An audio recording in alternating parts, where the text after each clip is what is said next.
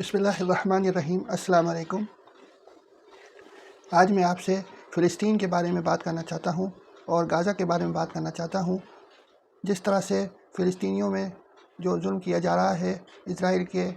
طرف سے، یعنی ان کی پانی کا سسٹم کو بھی روک دیا ہے، پانی کی سپلائی کو روک دیا ہے اور کھانے کا بھی کوئی ارینجمنٹ نہیں کر رہے ہیں۔ اس کے علاوہ ایجپٹ کے بارڈر کو بھی روک دیا ہے اور 20 لاکھ جو فلسطینی ہیں، جو نہتے ہیں، سٹیزنس ہیں وہاں کے، جو لڑائی نہیں بھی لڑ رہے ہیں، ان کے اوپر بے تحاشا ظلم کیا جا رہا ہے اور اوپر سے بمبارڈمنٹ بھی کیا جا رہا ہے۔ اس سے ہزاروں فلسطینی جو ہیں بیچارے، بچے بھی، جوان بھی، بوڑھے بھی، عورتیں بھی، بہت سارے انجرڈ ہو گئے ہیں اور بہت سارے شہید بھی ہو گئے ہیں۔ تو یہ جو حالات اس وقت فلسطین کے اوپر ہیں، یہی حالات اگر ہم دیکھیں تو حضور صلی اللہ علیہ وسلم کی سیرت سے اگر ہم دیکھیں تو یہ حالات حضور صلی اللہ علیہ وسلم اور ان کے صحابہ کے اوپر بھی آئے تھے۔ جس وقت ایک مرتبہ تو جب غزوہ خندق ہوئی تھی اور مشرکین مکہ نے مدینے کو گھیر لیا تھا، تقریباً 12,000 کا لشکر وہ لوگ لے کے آئے تھے، اور اس وقت حالات یہ تھے صحابہ اکرام کے اور خود حضرت محمد صلی اللہ علیہ وسلم کے کہ کھانوں کے فاقے تھے، اور حضور صلی اللہ علیہ وسلم کے پیٹ میں 2 پتھر بنے ہوئے تھے کھانے کی اور بھوک کی وجہ سے۔ اسی طرح سے صحابہ اکرام کے پیٹوں پہ بھی پتھر بنے ہوئے تھے، کیونکہ ان کے پاس کھانے کو بھی کچھ نہیں تھا، اور جتنا بڑا لشکر وہ لے کے آئے تھے، یعنی مشرکین مکہ اور ان کے ساتھی، تو ان کے پاس جس طرح کے ہتھیار تھے وہ ہتھیار بھی نہیں تھے، اور ان کے پاس تو حضور صلی اللہ علیہ وسلم اور صحابہ کے پاس تو نفری بھی نہیں تھی۔ تقریباً 3,000 لوگ مدینے میں تھے، جس میں کہ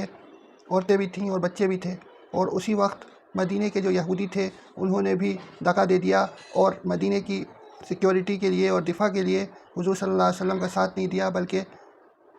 مشرکین مکہ اور ان کے ساتھیوں کا ساتھ دیا، جس کے اندر انہوں نے اپنے عہد کی خلاف ورزی کی کہ جو کہ انہوں نے پیکٹ سائن کیا تھا حضرت محمد صلی اللہ علیہ وسلم سے کہ اگر کوئی حملہ کرے گا مدینے پہ تو ہم سب مل کے مدینے کی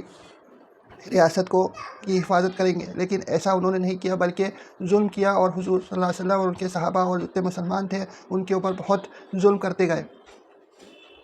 وہی حالات اس وقت فلسطین کے اوپر ہیں اور فلسطینیوں کے اوپر ہیں کہ یہودی اوپر سے بمبارڈمنٹ کر رہے ہیں اور نیچے انہوں نے پانی کی سپلائی بند کر دی ہے، بجلی کی سپلائی بند کر دی ہے، کھانے کی سپلائی بند کر دی ہے، اور ساتھ میں انٹرنیٹ کنیکشنز بھی نہیں ہیں، گیس کا اور ایندھن کا، پیٹرول کا بھی ارینجمنٹ کوئی نہیں ہے۔ تو یہ چیز ہم لوگ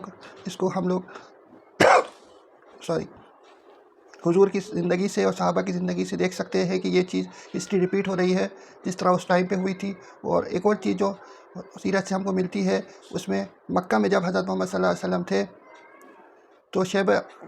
ابو طالب میں حضور صلی اللہ علیہ وسلم اور ان کے قبیلے کے لوگوں کو قید کر دیا تھا مشرکین مکہ نے، اور ان کو نہ کھانے کے لیے سپلائی دیتے تھے نہ پینے کے لیے سپلائی دیتے تھے۔ حالات یہ تھے کہ بچوں کو پانی ٹپکایا جاتا تھا ان کے منہ میں جب ان کے پیاس لگتی تھی، کیونکہ پانی کی بھی بہت زیادہ شارٹیج تھی۔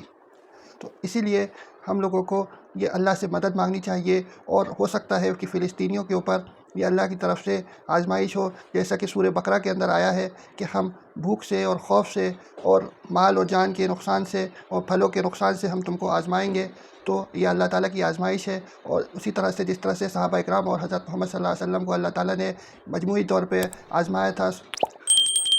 غزوہ خندق میں اور شیب بنی طالب میں، لیکن اس کے بعد اللہ تعالیٰ نے صحابہ اکرام اور حضور صلی اللہ علیہ وسلم کو مجموعی طور پہ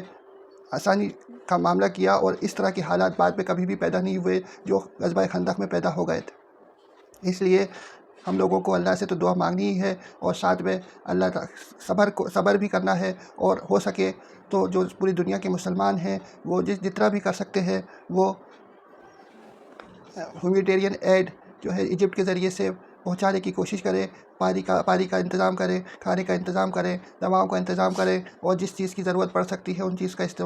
انتظام کر کے ایجپٹ پہ پہنچائے، جس سے کہ ان تک، یعنی فلسطین کے عام شہریوں تک یہ چیزیں پہنچ سکیں۔ السلام